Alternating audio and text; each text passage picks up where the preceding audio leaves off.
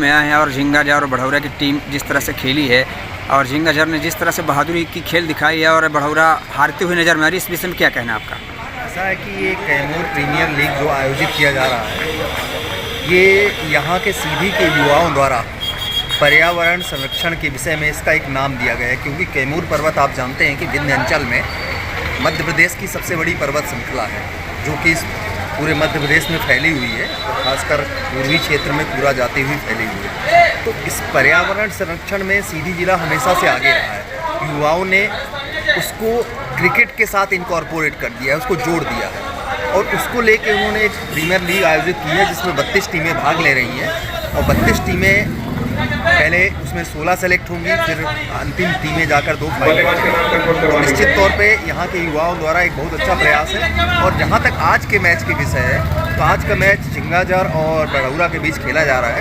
तो झिंगाझर की टीम ने बड़ी अच्छी बैटिंग की, शुरुआत तो उनकी कमज़ोर रही, थोड़ा सा डिफेंसिव खेला, उसके बाद काफ़ी स्ट्रोक्स उन्होंने लगाए और 120 रन बनाए। बढ़ौरा को 121 का टारगेट दिया, लेकिन वो टारगेट अचीव करते नज़र नहीं आ रहे क्योंकि उनकी बॉलिंग भी कमज़ोर थी और बैटिंग तो काफ़ी कमज़ोर नज़र आ रही है। और मैं ख़ास तौर पे कहता हूँ कि झिंगाझर के युवा जो खिलाड़ी हैं, उनकी बॉलिंग बहुत अच्छी है, बड़े अच्छे स्विंग कर रहे हैं, बड़े अच्छे पेस में बॉलिंग कर रहे हैं। तो निश्चित तौर पे ऐसा लगता है कि वो मैच आसानी से जीत लेगी। क्या लगता है झिंगाझर टीम कितने फाइनल तक जाएगी या नहीं जाएगी? निश्चित तौर पे सेमीफाइनल तक तो जाना ही जाना है, उसके आगे फाइनल भी जीतेगी, मेरी उनको शुभकामनाएं हैं। इसी तरह का अच्छा प्रदर्शन करेंगे तो निश्चित तौर पे फाइनल भी जीतेंगे।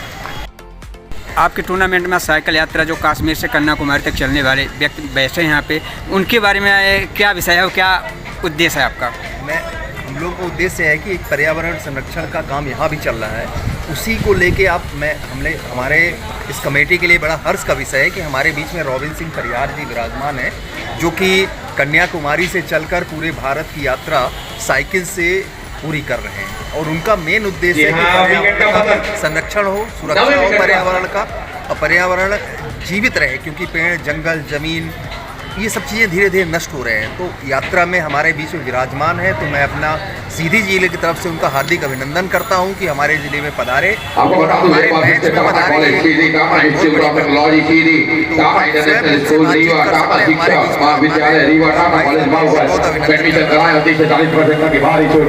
हमारे चैनल में सीधी की पावन धरती में आपका तहे दिल से स्वागत है। और आप ये साइकिल यात्रा निकाली है, क्या उद्देश्य और क्या सोच लेके आपने कश्मीर से कन्याकुमारी तक निकाली है?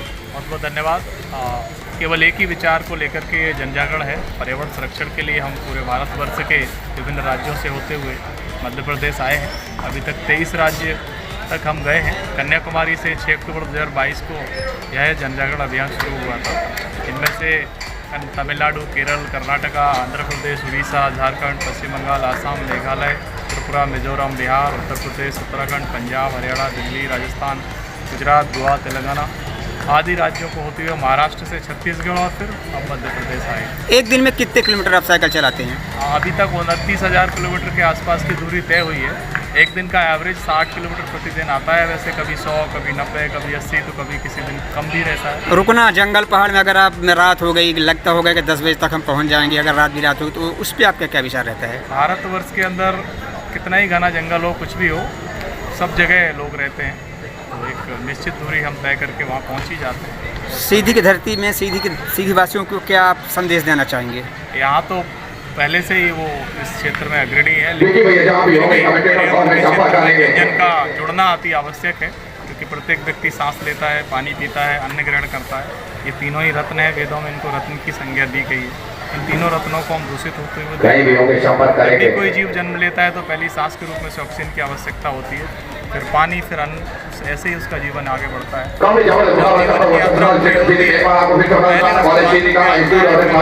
त्यागता है, यात्रा पूरी करता है, जो प्रथम सांस के रूप में उसने जन्म होते समय ली थी।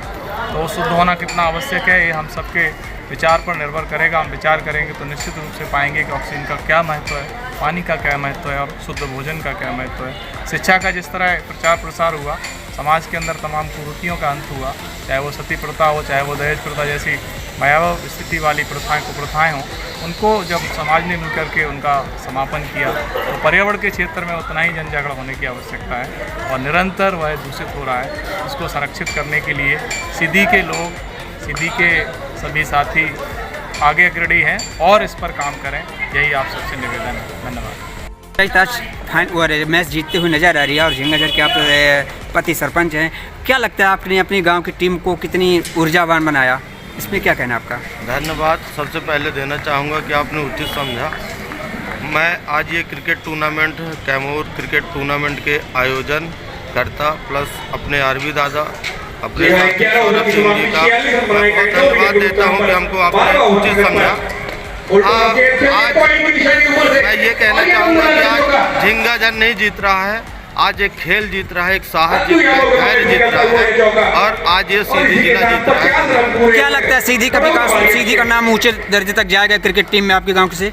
बिल्कुल जाएगा। हमने अपने आंखों से देखा, आप लोग भी देख रहे हैं, इस तरह की प्रतियोगिताएं आरवी दादा और सौरभ भैया और उनकी टीम के द्वारा होती रहेगी तो निश्चित ही कुछ अच्छे खिलाड़ी बन के आएंगे जो अपने देश में भी अपना नाम रोशन करेंगे।